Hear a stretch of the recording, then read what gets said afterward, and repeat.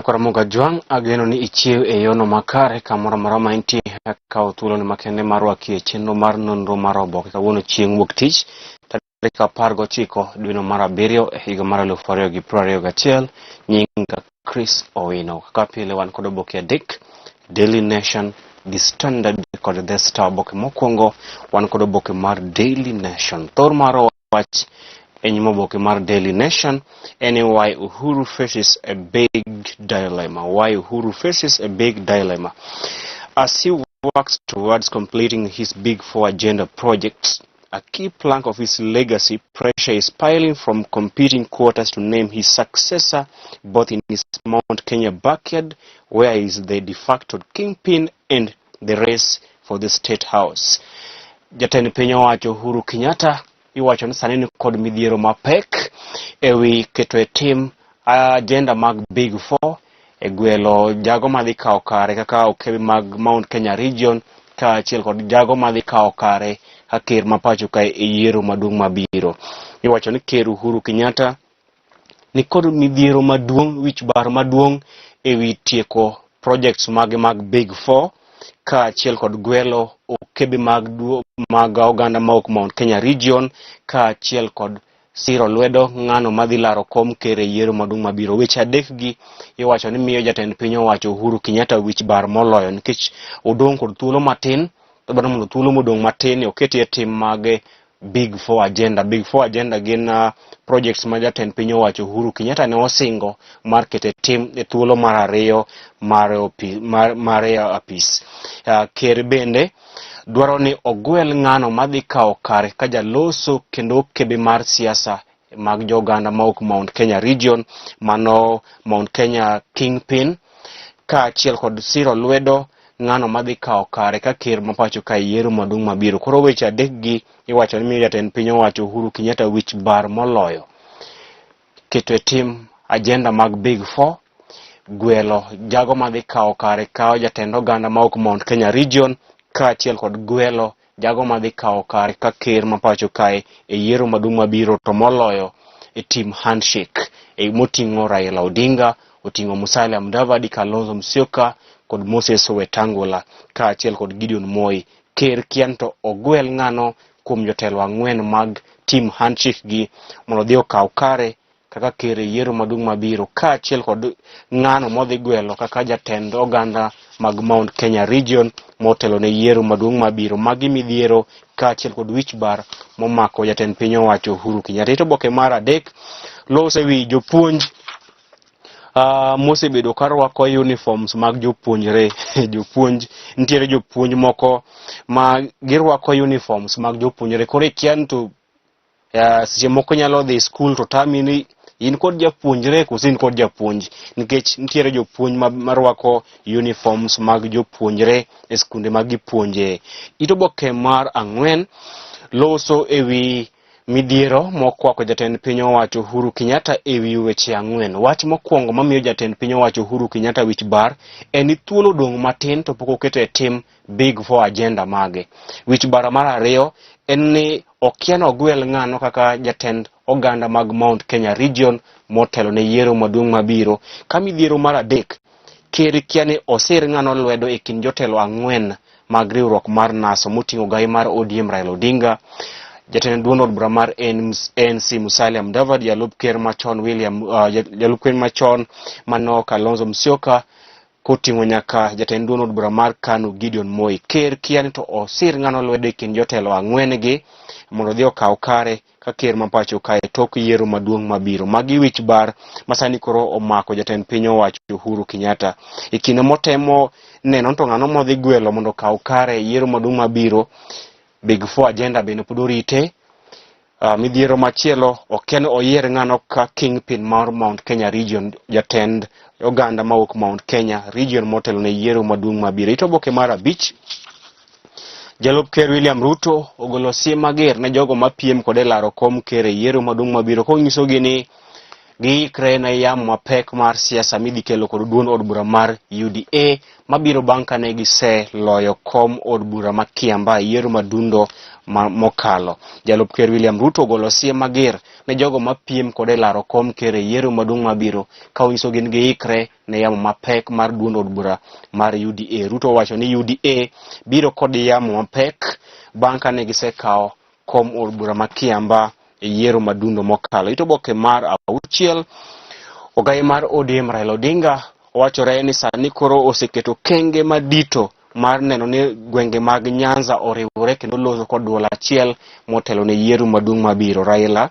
oseketo kenge mar riwo jotelo duto mawuok e Luo Nyanza, counties mag Nyamira, counties mag Kisii, kanyakla motelo ne yiero maduong' mabiro mar neno ni giriwore kendo giloso kod duol achiel e dwaro mare mar bedo ker ma pacho ka. Ito Oboke mar 7 lose wi Constable Caroline Kangogo mane okawo ngimane e juma mokalo, kama wuon gi odiochieng' manyoro ne owacho ni Caroline Kangogo ne ochielore kod magino wuon kendo kwedo weche moko mosebedo ka wachore ni seche moko ne onege kod jomoko.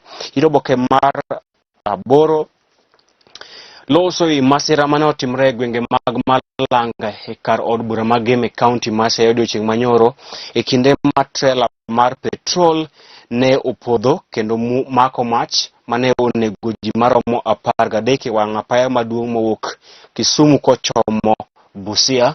Kendo en wach malit mokalo kendo wakwayo hawi maber mar chang ne jogo mane oyudo hinyruok kendo wakwayo Nyasaye mondo omigi chang mapiyo mondo gidhi nyime kod chenro mag ka waoro ote mag lit kod kuyo ne jogo mabende ne olalo anyuola gi e masira makamano.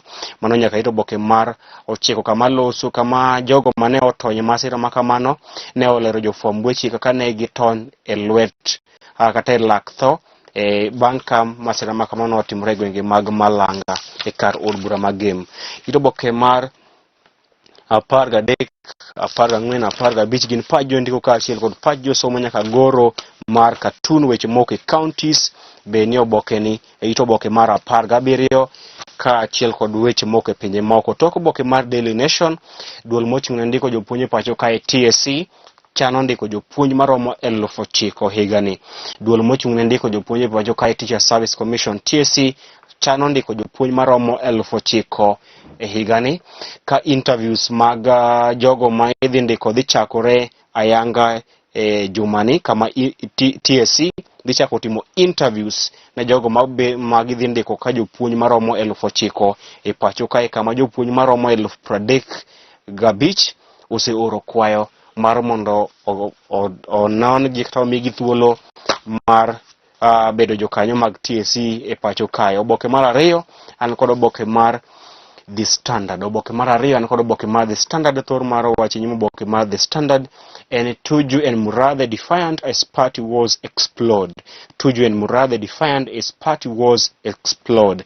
Disgruntled Kilaweke MPs have trained their guns on party officials as the infighting in Jubilee escalates over the string of losses it suffered in recent by-elections, which the Secretariat clashing with elected leaders.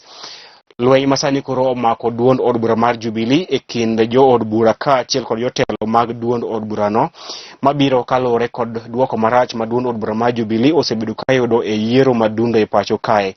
Mane omiyo moko kuom jo od bura mag Jubilee ne owacho ni en thuolo makare mar thicho oko e apisi jotelo madito mag duond od bura mar Jubilee kaka Raphael Tuju, David Murathe kod jakom Jubilee Manozuya.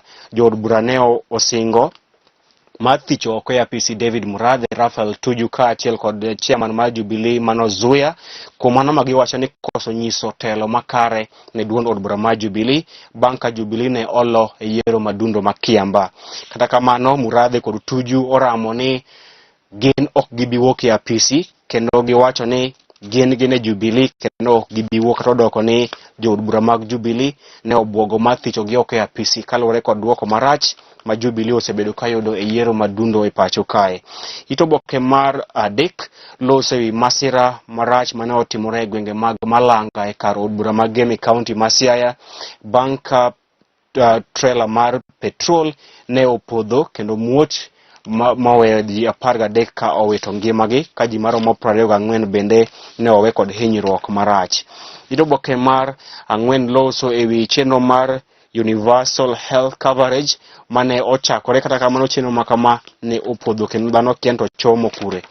Oboke mar 6 en duoko mar yiero madundo makiamba. Iwacho ni miyo ogai mar ODM Raila Odinga wich bar mohingo ker Uhuru Kenyatta. Iwacho ni duoko mar yiero madundo makiamba miyo ogai mar ODM Raila Odinga wich bar moloyo ker Uhuru Kenyatta nikech iwacho ni jogo ombulu kar od bura makiamba kod Juja ne ogoyo ombulu mar kwedo jachung' mar Jubilee. Ok gidwa jachung' mar Jubilee, ok gimor kod riwruok mar Raila kod Uhuru. Memomiyo iwacho ni yiero madundo makiamba kod Juja miyo ogai mar ODM Raila Odinga wich bar. Oganda maok Mount Kenya region ok mor kod osiepe kind Raila kod Uhuru, kore momiyo gigoyo kura against Jubilee candidates mondo gimi Uhuru warning ni ok wadwa mosruok kata ok wadwa riwruok mar siasa e kind ODM kod Jubilee. Koro ka enchi paro ni joge ok dwa jochung' mag Jubilee Mount Kenya, no. Malingling eni oganda maok Mount Kenya region tamore goyo ombulu ne jochung' mag Jubilee yiero madundo e gwenge mag Mount Kenya nikech ok gidwa riwruok mar siasa e kind ogai mar ODM Raila Odinga kod jatend piny owacho Uhuru Kenyatta. Oboke mar 7 ywaruok mapek masani koro kwako duond od bura mar Jubilee kama jo od bura mag Jubilee motenore kod jatend piny owacho Uhuru Kenyatta manotim Kieleweke ne obwogo mar thicho oko e apisi Rafael Tuju, David Murathe kod chairman mar Jubilee Mano Zuya kuom mano magiwacho ni gisekoso nyiso telo makare ne duond od bura mar Jubilee, gino ma osemiyo Jubilee osebedo ka iwito kombe mopogore e yiero madundo e pacho kae. Oboke mar 8 ogai mar ODM Raila Odinga ogolo chenro mar arieya kaka odhi chiero industries mapacho kae kaachiel kod konyo rowere kod bero uchumi mapacho kae ka oyiere ka ker mapacho kae. Oboke mar 7 bende jatend duond od bura mar NASA, jatend duond od bura mar ANC Musalia Mudavadi owacho ni ne osewere kod riwruok mar NASA kendo NASA onge e pache motelo ne yiero maduong' mabiro. Oboke mar 12 jalup ker William Ruto ne odhi nyime kod timo limbe e gwenge makadho wadh nam chumbi e geno mare mar dhi kao gwenge makadho wadh nam chumbi motelo ne yiero maduong' mabiro. Weche mok e counties kaachiel kod pajo ndiko nyaka pajo somo. To oboke mar The Standard gin weche tuke kama wadhi miyo weche tuke e yor adimba koromo saa 11 mamidhiambo. Oboke mogik an kod oboke mar The Star. Thor mar wacho ni oboke mar The Star en JP Chiefs blame Uhuru men for Kiamba fiasco. Jubilee Party chiefs blame Uhuru men for Kiamba fiasco. High-ranking party bosses claim bureaucrats from the office of the president hijacked campaign strategy and cash. Jotelo madito mag duond od bura mar Jubilee sani koro seyo mokalo jodito motenore kod jatend piny owacho Uhuru Kenyatta magiwacho ne oyako omenda mag timo campaigns e yiero madundo makiamba. Jodito mag Jubilee sani koro wacho ni jogo motenore kod jatend piny owacho Uhuru Kenyatta mawuok e apisi mar ker Uhuru Kenyatta ema ne oyako omenda mag campaigns e yiero madundo makiamba, kendo koro giwacho ne Jubilee olo e yiero madundo makiamba kalore kod kaka jogo motenore kod ker Uhuru Kenyatta ne hijack kendo oyako omenda mag timo campaigns.